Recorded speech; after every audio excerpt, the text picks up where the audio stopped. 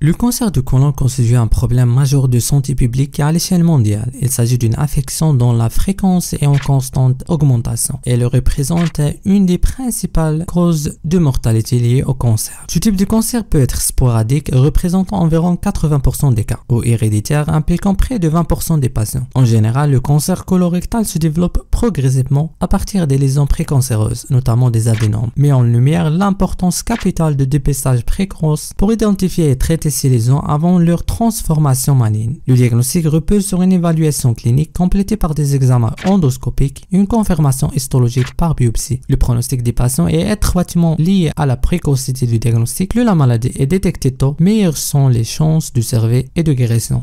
La prise en charge du cancer du côlon repose sur une décision collective prise au cours d'une réunion de concentration pluridisciplinaire. L'objectif principal est d'opter pour un traitement curatif lorsque cela est possible. Le traitement endoscopique constitue une option pour les tumeurs localisées et certains cas spécifiques. L'exérèse endoscopique est réalisée dans le cas d'un adénome dégénéré. Ce traitement est considéré comme suffisant si la tranche de section est sainte, c'est-à-dire exempte de cellules tumorales résiduelles. En cas de cancer avancé avec obstruction intestinale, des interventions telles que la mise en place d'une prothèse endoscopique ou le fourrage au laser peuvent être utilisés pour établir le transit et soulager des symptômes. La chirurgie reste le traitement curatif principal pour la majorité des patients. La chirurgie est réalisée soit par coloscopie ou laparotomie selon les cas. L'objectif est d'effectuer une exérèse carcinologique monobloc en respectant les marges de sécurité de moins 5 cm autour de la tumeur. Cette intervention est associée à un curage lymphatique complet et une ligature vasculaire, assurant ainsi l'élimination maximale des tissus potentiellement envahis. Le choix de type de résection dépend de la localisation et de l'extension de la tumeur. L'hémicolectomie droite ou gauche, c'est-à-dire une exérèse de la moitié du côlon selon la localisation de la tumeur. Une colectomie segmentaire consiste à une résection d'un segment spécifique du côlon. Et une colectomie subtotale ou totale consiste à un retrait quasi-complète ou complète du côlon, parfois associée à une protectomie ou exérèse de rectum. Toutes ces interventions peuvent être suivies d'une anastomose permettant de rétablir la continuité digestive.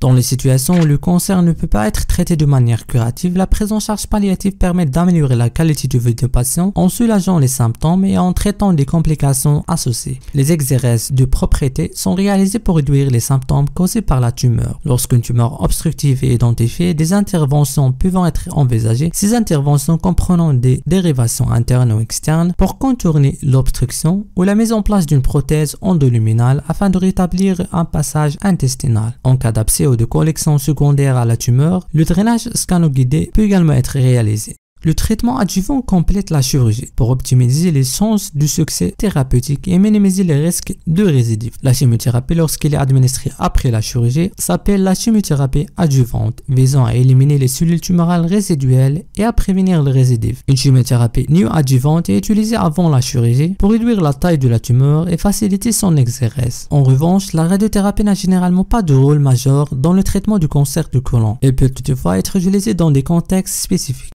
En ce qui concerne le traitement des métastases, il est aussi important pour prolonger la survie et l'amélioration de la qualité de vie. Lorsque des métastases sont accessibles et localisées, leur résection chirurgicale est privilégiée. Lorsque la chirurgie n'est pas possible, des alternatives thérapeutiques incluant la chimio-embolisation, une méthode combinant chimiothérapie locale et embolisation des vaisseaux nourricières des métastases. D'autres techniques comme la chimiothérapie intra-artérielle, la radiofréquence ou la cryothérapie permettant de cibler et de détruire les lésions métastasiques de manière précise.